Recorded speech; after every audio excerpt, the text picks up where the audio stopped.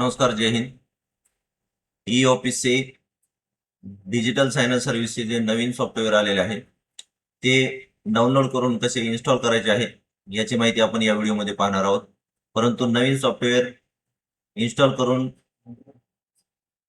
करण्यापूर्वी आपल्याकडे जे पूर्वीचे डीएससी म्हणजे डिजिटल सायनर सर्व्हिसेस जे सॉफ्टवेअर आहे 7.0.2 चे ते अगोदर अनइन्स्टॉल करावं लागेल. अनइन्स्टॉल केल्याच्या नंतर जे अपडेटेड व्हर्जन आहे 7.0.6 ते डाउनलोड करून इन्स्टॉल करायचे आहे.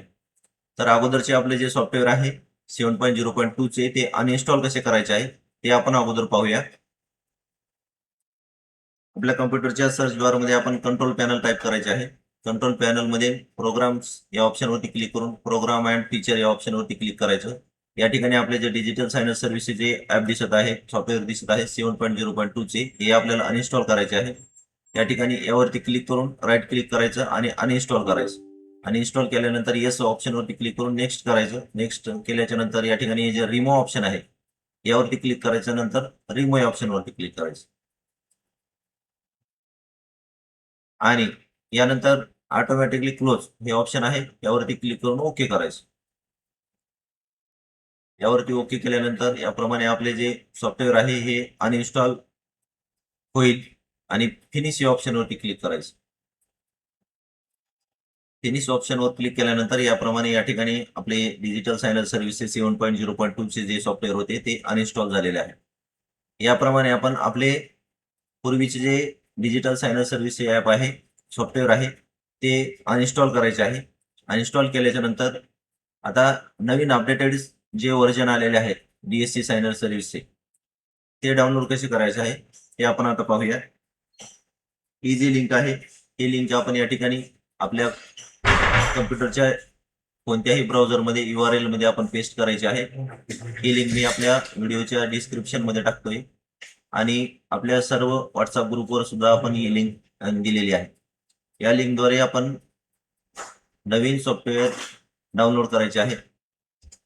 त्यानंतर या ठिकाणी हे जे विंडोजचे सॉफ्टवेअर आहे या ठिकाणी सर्व सिस्टमचे सॉफ्टवेअर दिलेले आहेत. आता विंडोजचे 64 बिटचे सॉफ्टवेअर आपल्याला डाउनलोड करायचे आहे. आपल्या कॉम्प्युटरची जी बीट असेल 32 बीट असेल किंवा 64 बीट असेल ते आपण धिस पीसीवर क्लिक करून प्रॉपर्टीमध्ये जाऊन ते चेक करून घ्यायचे आहे. आता आपण विंडोजचे 64 बिटचे सॉफ्टवेअर आपण डाउनलोड करू.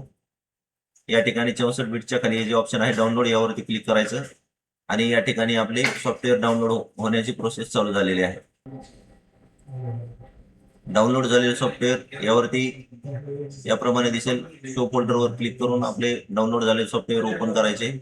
यावरती 2 वेळेस क्लिक करायचं. यानंतर सुरुवातीला फ्री रिक्वायसिटी जे ऑप्शन आहे यावरती क्लिक करून ई ऑफिस CA 2022 या ऑप्शनवरती क्लिक करायचं. यानंतर ओपन या ऑप्शनवर क्लिक करायचं. त्यानंतर इन्स्टॉल सर्टिफिकेट या ऑप्शनवर क्लिक करून करंट युजरवर सिलेक्ट करून नेक्स्ट करायचं. नेक्स्ट केल्यानंतर हे परत 1 नंबरला सिलेक्ट राहू द्यायचं आणि नेक्स्ट करायचं. परत फिनिश ऑप्शनवरती क्लिक करायचं. यानंतर या ठिकाणी ओके करण्याचे एक ऑप्शन येईल.